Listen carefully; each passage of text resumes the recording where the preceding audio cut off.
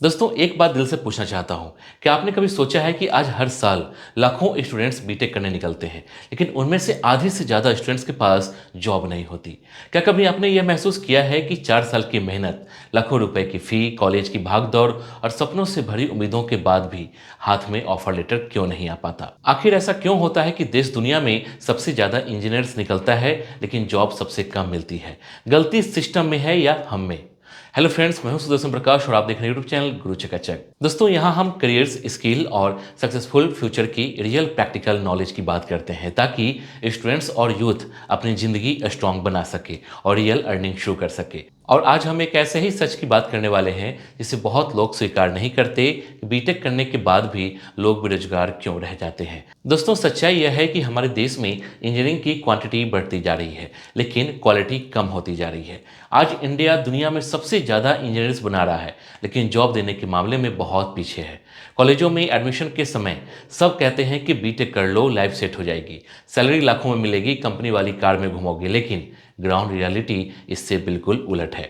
जब final year आता है, कैंपस प्लेसमेंट आता है और सिर्फ 10% स्टूडेंट्स को ही जॉब मिलती है, तो असली रियलिटी समझ में आती है। सबसे बड़ी समस्या शुरू होती है गलत एक्सपेक्टेशन से।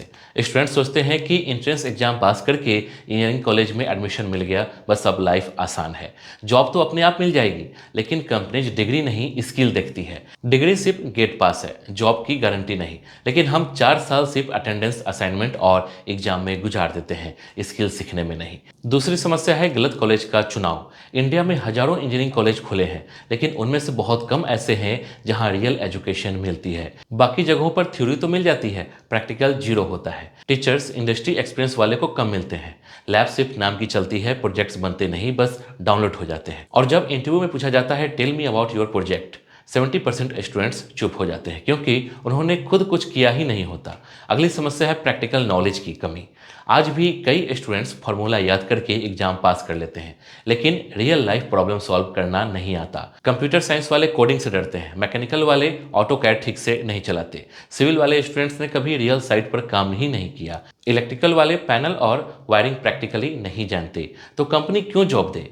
इंजीनियरिंग का सिलेबस भी कई जगह पुराना है। दुनिया artificial intelligence, robotic automation, data science, cyber security, cloud, full stack, drone technology तक पहुंच चुकी है, लेकिन कॉलेज आज भी वही पुरानी किताबें पढ़ा रहा है जो 10 साल पहले पढ़ाई जाती थी।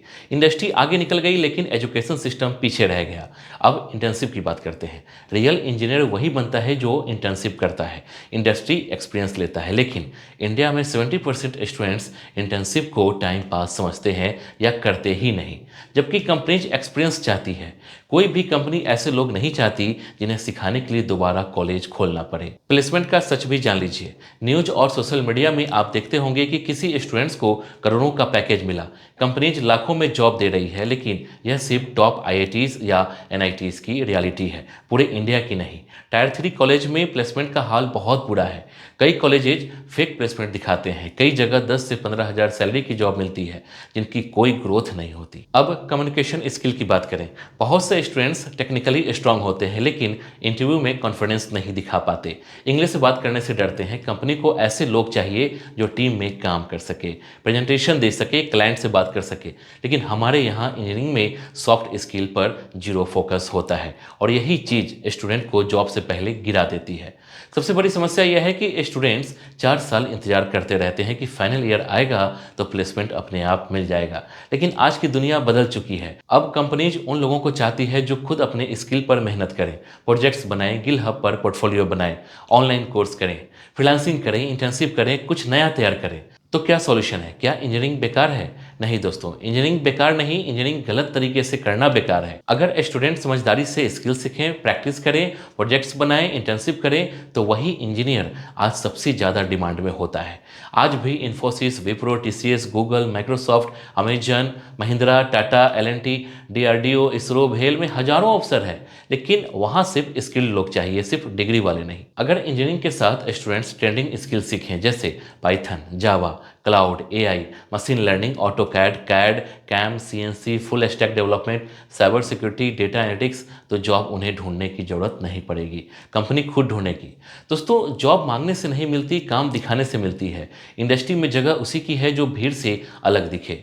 रियल इंजीनियर वही है जो खुद सीखता है, खुद बनाता है, खुद आगे बढ़ता है। डिग्री आपकी आइडेंटिटी है, स्किल आपकी रियलिटी है, और जब रियलिटी मजबूत होती है तो फ्यूचर अपने आप स्ट्रांग हो जाता है। तो अगर आप इंजीनियरिंग कर रहे हो या करने की सोच रहे हो तो आज से ही स्किल सीखना शुरू करें, इंटर्नशिप करें, प्रोजेक्ट्स बनाएं, कम्युनिकेशन इंप्रूव करें। अगर आपने ऐसा किया तो कोई भी आपको बेरोजगार नहीं रख सकता। तो दोस्तों, यही पूरा सच है कि बीटेक करने के बाद भी इतने स्टूडेंट्स बेरोजगार क्यों रह जाते हैं। डिग्री सबके पास होती है लेकिन स्किल बहुत कम लोगों के पास। आज की दुनिया में वही लोग आगे बढ़ते हैं जो खुद को अपग्रेड करते हैं, प्रैक्टिकल नॉलेज देते हैं और अपने टैलेंट को प्रूव करते हैं। अगर आप भी स्टूडेंट हैं और टाइम आपके हाथ में है तो आज से ही शुरू कर दें, क्योंकि सही मेहनत कभी बेकार नहीं जाती। अब कमेंट में मुझे जरूर बताइए आप कौन से ब्रांच से हो और कौन सी स्किल अभी सीख रहे हो। मैं हर कमेंट पढ़ता हूं और कोशिश करूंगा आपके सवालों का जवाब जरूर दूं। वीडियो अच्छी लगी हो तो लाइक जरूर करना, अपने दोस्तों के साथ शेयर करना, और अगर आप चैनल पर नए हो तो सब्सक्राइब कर लो, क्योंकि यहाँ सिर्फ बात नहीं करते, यहाँ हम करियर सेट करते हैं। थैंक यू दोस्तों, मिलते हैं अगले वीडियो में। जय हिंद।